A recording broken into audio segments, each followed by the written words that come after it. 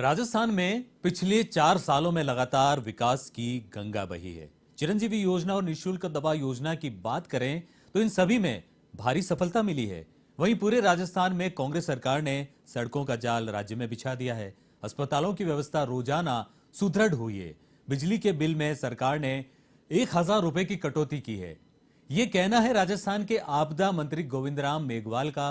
बीकानेर में press conference में मंत्री मेघवाल ने कहा कि जिले में 9 कॉलेज खोले गए, साथ ही अंग्रेजी स्कूल पूरे राजस्थान में खोले गए।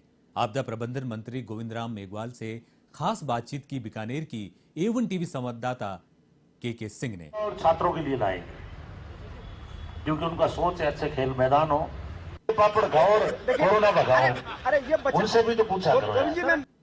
बीकानेर में प्रेस कॉन्फ्रेंस का आयोजन किया गया।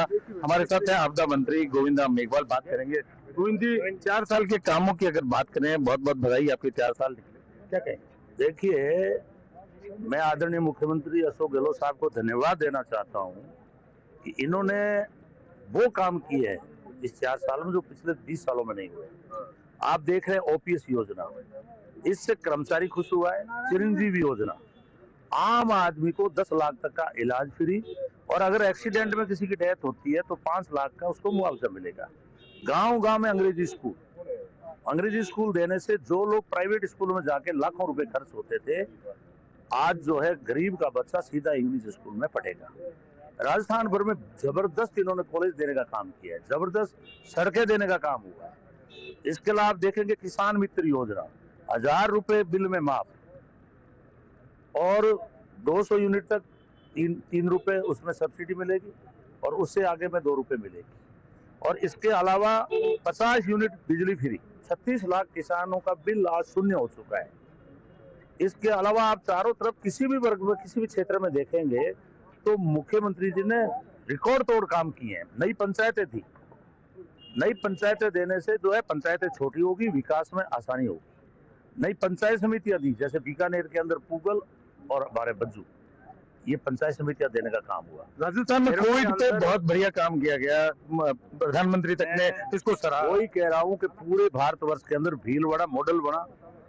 कोरोना में घर घर निःशुल्क दही देने का काम हुआ, जबकि उत्तर प्रदेश के अंदर 5000 लाशें गंगा नदी में तैर रही थी, जहां आदित्यनाथ जी मुख्यमंत्री है, और यहाँ अशोक गहलोत जी ने इतना जबरदस्त प्रबंधन किया कि उन्होंने कहा कोई भी भूखा नहीं सोना चाहिए। लॉकडाउन में काम बंद हो गए थे, लेकिन हम सब ने घर घर राशन बांटने का काम किया सरकार की ओर से, जिससे कि आदमियों की डेथ भी कम हुई और कोई आदमी परेशान नहीं हुआ।